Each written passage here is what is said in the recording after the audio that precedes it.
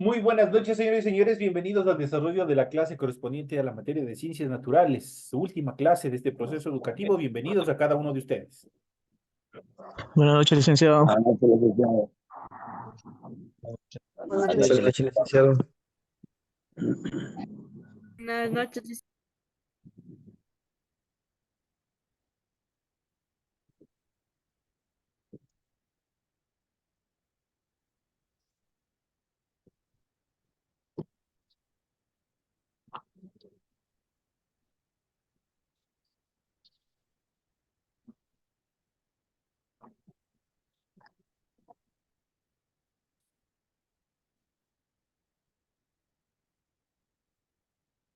Un gusto poder escucharles a cada uno de ustedes a través de este medio de comunicación que noche a noche se ha transformado en nuestro enlace de comunicación. Bienvenidos al desarrollo de las actividades en relación a la materia de ciencias naturales y en este último capítulo, en este último tema, vamos a ver los tipos de reproducción.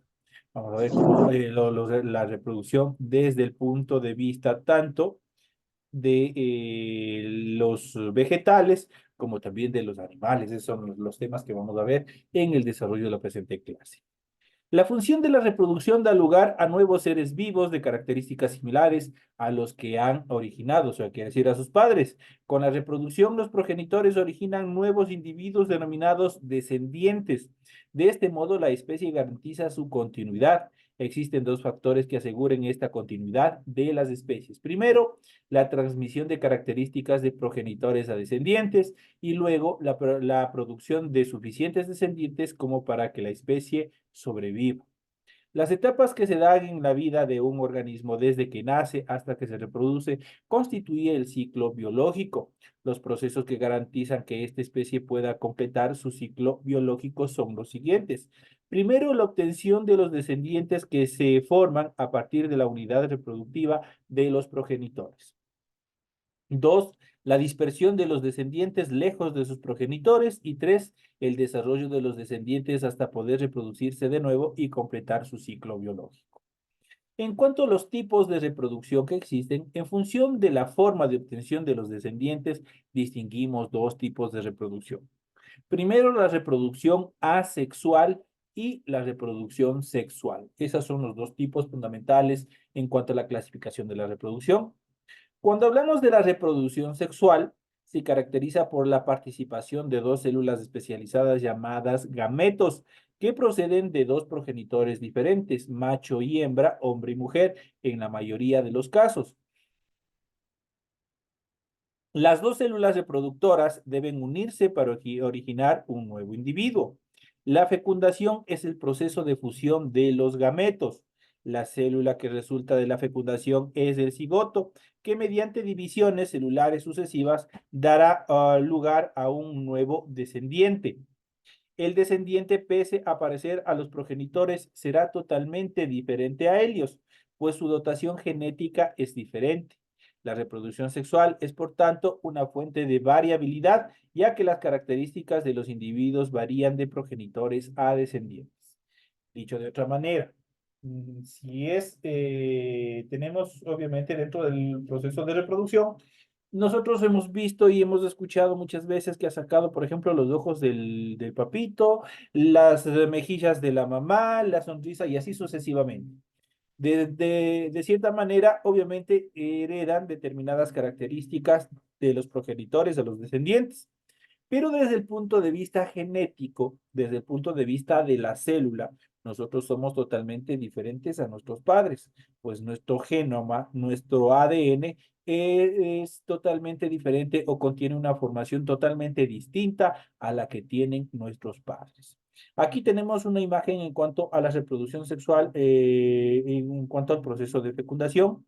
Tenemos obviamente dos gametos. En el gameto femenino tenemos el óvulo, el gameto masculino es el espermatozoide. Se da, obviamente se fusionan y dan origen al cigoto. Ese es el proceso en la primera etapa y ya hemos de ver más adelante todo este proceso. La reproducción sexual en los vegetales, la reproducción sexual en los espermatofitos, en los vegetales espermatofitos, consta de las siguientes fases. Primero, la polinización, luego la fecundación, luego la formación de la semilla y el fruto, luego la dispersión de la semilla y por último la germinación. La flor es el órgano encargado de la reproducción sexual de los espermatofitos. Dicho de otra manera, la flor es el órgano sexual de las plantas. Durante el periodo de reproducción, la antena de los estambres madura y libera los granos de polen que se han formado en su interior. Al transporte de granos de polen desde la antena hasta el gineceo lo denominamos el proceso de polinización. Cuando el grano de polen llega al pistilo o carpelo, se inicia la formación del tubo polínico. Se trata de una estructura en la que se encuentran los gametos masculinos y que crece en el interior del pistilo hasta que se pone en contacto con el gameto femenino que llamamos ovocélula. Aquí nosotros podemos ver todas las estructuras del órgano reproductor, del órgano sexual de la planta, en este caso que es la flor. Y dentro de las estructuras vamos a ver desde la parte superior hasta la inferior todo lo que nosotros podemos ver dentro de la estructura de los pétalos, obviamente contenido la antena, el pétalo, el estigma y el estilo, eso constituye la corona de la planta, la corona de la flor. Luego tenemos los sépalos, los óvulos, los filamentos, el ovario, el cáliz, el pedúnculo, el estambre y el carpelo. Esas son las partes de la flor en la cual intervienen en todo el proceso de reproducción sexual de las plantas. Las células resultantes de la unión de los gametos, esto es la fecundación, recibe el nombre de cigoto. El cigoto se dividirá sucesivamente en muchas células para formar un nuevo individuo. Aquí nosotros podemos ver la formación del tubo polínico. Tenemos en el centro el óvulo, luego tenemos el tubo polínico, tenemos el grano de polen que está ingresando y obviamente cómo se transforman, cómo se unen y dan origen a los gametos.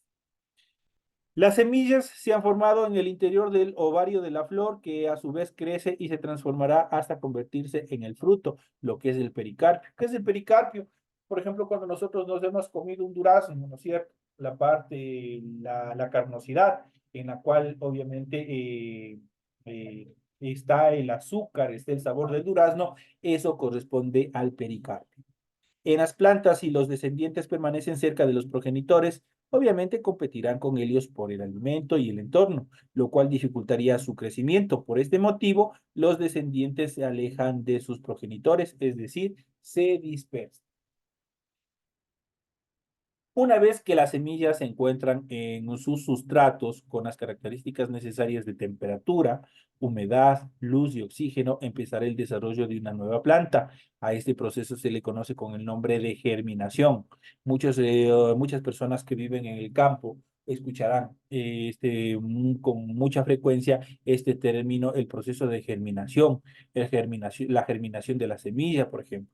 Eso quiere decir que empieza y a brotar los primeros tallos, las primeras hojas, empieza a nacer la nueva planta. La reproducción sexual en los animales, cada individuo produce sus gametos. Al unirse los gametos femeninos y los masculinos, da origen al cigoto. En los animales, los gametos se empiezan a generar cuando el individuo llega a la edad adulta. Este momento se produce cuando los órganos específicos, llamados gónadas o glándulas sexuales, están plenamente desarrollados. Hay dos tipos de gónadas. Los testículos son las gónadas masculinas y producen los espermatozoides, y los ovarios son las gónadas femeninas y producen los óvulos. El desarrollo de los animales empieza cuando el cigoto comienza a dividirse y da lugar al embrión. En los animales distinguimos tres tipos de desarrollo embrionario. Primero, el oviparismo. ¿Qué es el oviparismo? El embrión queda englobado en el interior de un huevo que se liberará al exterior del cuerpo del animal, eclosionará y generará un nuevo individuo. Los ovíparos, los invertebrados y la mayoría de los vertebrados obviamente pertenecen a este proceso. El viviparismo, el embrión se desarrolla dentro del sistema reproductor femenino. Allí se nutre de la sangre materna a través de la placenta y el cordón umbilical. Los mamíferos son un grupo de animales vivíparos o pertenecen a este grupo. Y los ovovivíparos, los embriones en este desarrollo, se encuentran en el interior de un huevo como en el primer caso, pero en este es retenido en el sistema reproductor femenino. El huevo eclosionará en el interior de la madre y el organismo saldrá luego hacia el exterior del cuerpo. Algunos peces y reptiles pertenecen a este nivel de reproducción que es el ovoviviparismo. Esto en cuanto a la clasificación o los tipos de desarrollo embrionario, cómo se desarrollan, cómo crecen los embriones. En cuanto a la reproducción sexual, a partir de una célula o de un grupo de células del progenitor y por divisiones celulares sucesivas se consigue un individuo igual al progenitor sin la intervención de gametos. Los principales mecanismos son los siguientes. Tenemos la esporulación. ¿Qué es la esporulación? Al principio la célula lleva a cabo varias mitosis y habíamos visto en clases anteriores qué es la mitosis, es la reproducción celular. Entonces, en este sentido, la célula lleva a cabo varias mitosis sucesivas sin realizar citocinesis. El resultado es una célula que contiene múltiples núcleos y muy poco espacio en el citoplasma. Finalmente se produce la citocinesis y se reparte el citoplasma entre todas las células hijas resultantes. Estas células hijas reciben el nombre de esporas. Esta es la primera etapa en cuanto a los procesos de reproducción. En cuanto a la bipartición, es el mecanismo reproductivo más común en los organismos unicelulares. Eso quiere decir que están formados por una sola célula, tanto procariotas como eucariotas. Los eventos que se producen son los siguientes. Por ejemplo, en la primera etapa el cromosoma se duplica y cada copia se une a un mesosoma. Esto es región de la membrana plasmática. La célula se alarga, se separan los mesosomas y con ellos también los cromosomas.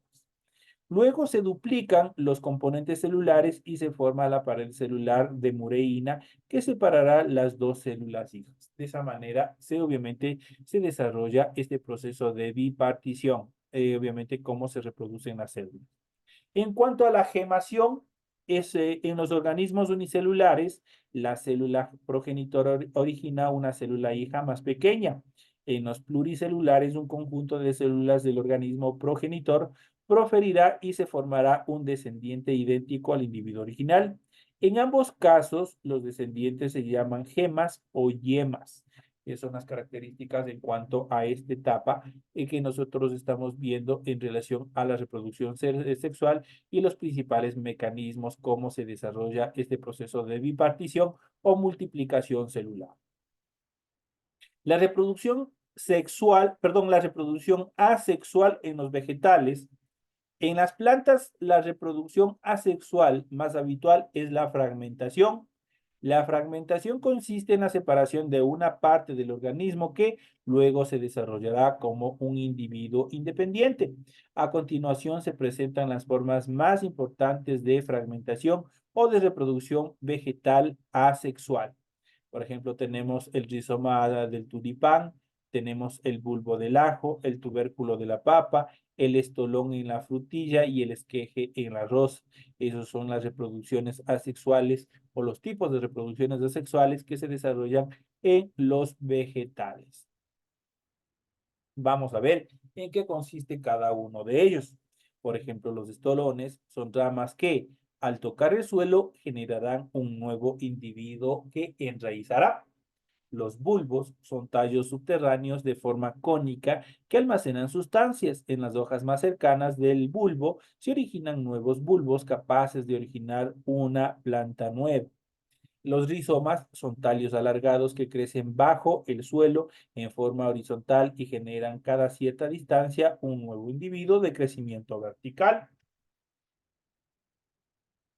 Los tubérculos son tallos subterráneos que adoptan una forma algo esférica y almacenan en su interior sustancias de reserva.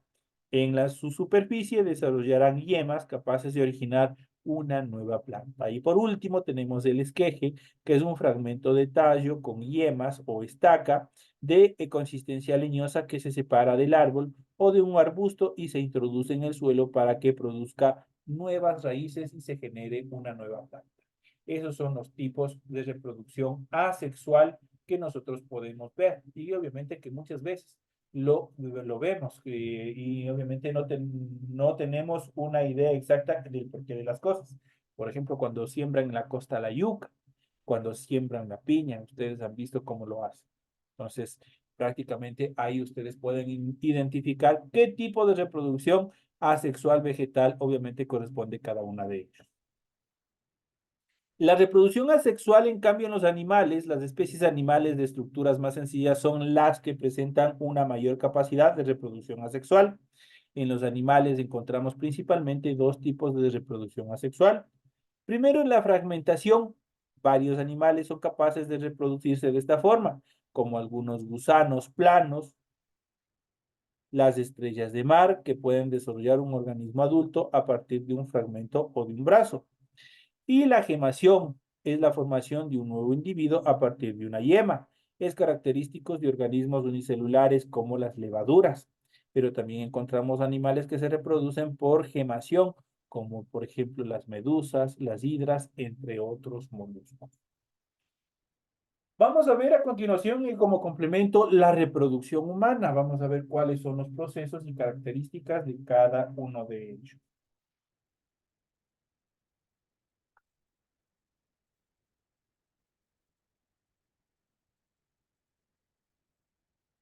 Entonces vamos a ir viendo, vamos a ir analizando, que también es un tema bastante importante y que nos atañe a todos conocer cómo se da este proceso. Los mamíferos presentan fecundación interna y desarrollo de los embriones también interno, o sea que somos vivíparos, lo que favorece la supervivencia de los descendientes. Por ello, en algunos grupos de mamíferos, entre los que se encuentra el ser humano, los embarazos suelen ser de un número bajo de individuos, normalmente solo uno, suficiente para garantizar el éxito reproductivo de la especie. A pesar de estas semejanzas, el ser humano presenta diferencias respecto a ellos, relacionadas con el aspecto propio de nuestra especie, que es la sexualidad. Esta viene determinada por factores no solo biológicos, sino también por cuestiones psicológicas, culturales y también emocionales. Las fases de la reproducción son el acto sexual, la fecundación, el embarazo y el parto. Iniciamos la descripción de la función de reproducción humana con el estudio de los sistemas reproductores, tanto masculinos como femeninos, que es importante saber cómo están constituidos. El aparato reproductor masculino está formado por los siguientes órganos. Vamos a ver. Y aquí nosotros tenemos el esquema frontal y lateral del aparato reproductor masculino.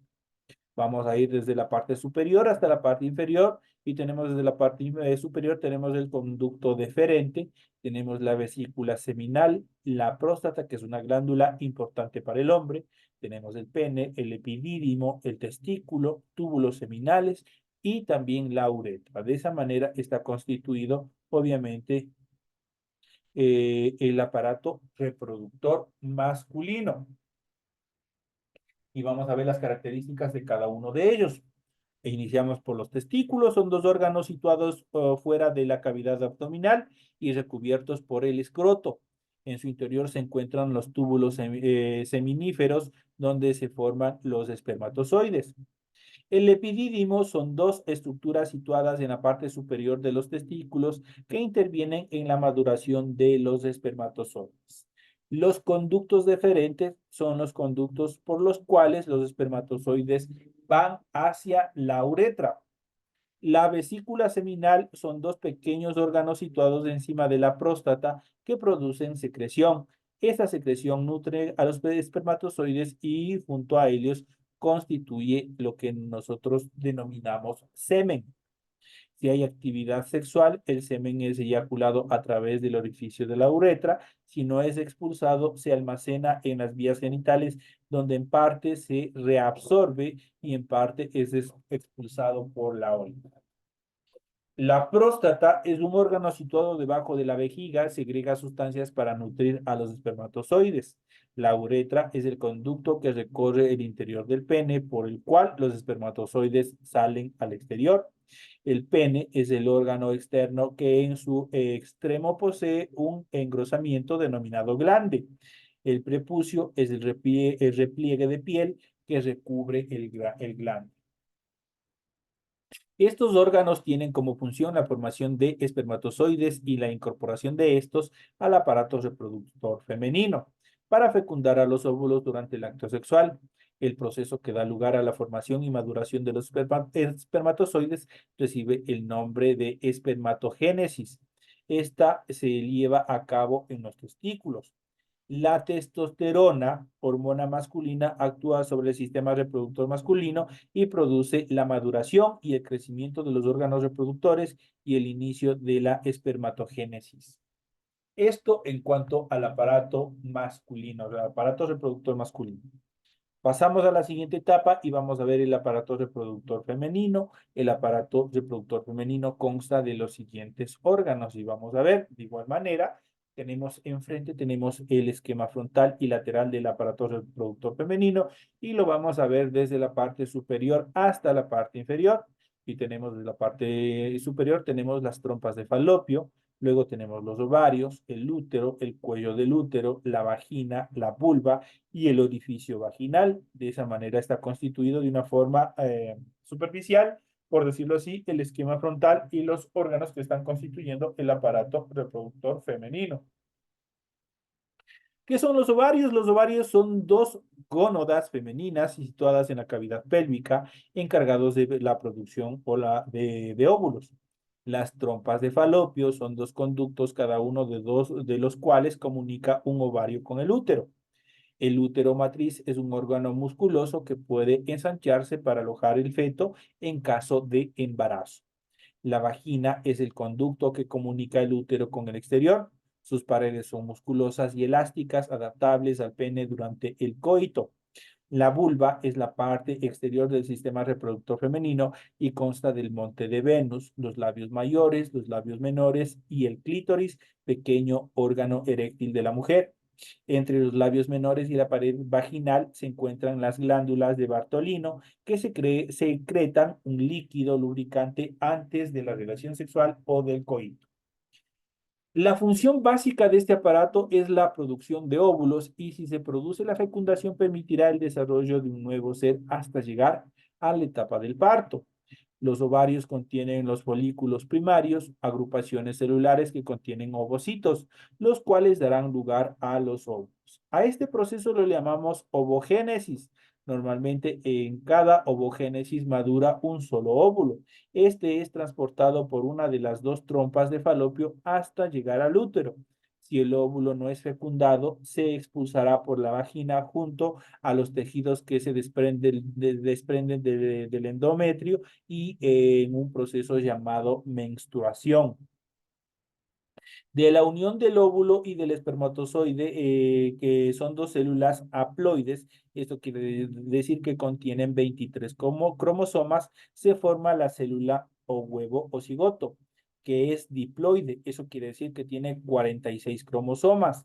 La unión de estas dos células es posible si durante el periodo fértil de la mujer se realiza el coito. A partir de ese momento se iniciará el gran proceso maravilloso que es el embarazo. Entonces, todos estos procesos es importante que cada uno de nosotros conozcamos, sepamos cómo están constituidos, pues estos órganos también son los que permiten que nuestra especie, obviamente, siga manteniendo su hegemonía a nivel global. Si es que no se dan estos procesos, obviamente la humanidad corre el riesgo de desaparecer como especie. Así es que desde el inicio existe hombre, existe mujer, no existe nada más. El hombre tiene gónadas masculinas, que son los espermatozoides. La mujer tiene gónadas femeninas, en este caso que obviamente son los óvulos. Entonces cada uno tiene estas estructuras que obviamente darán origen a nuevos seres o descendientes. Señores y señores, de esta manera llegamos a la parte final de todo este proceso educativo. Ha sido un gusto haber trabajado con ustedes, ha sido un gusto haber compartido con ustedes todo este proceso educativo. Deseo de todo corazón que les vaya súper bien en el desarrollo de las actividades.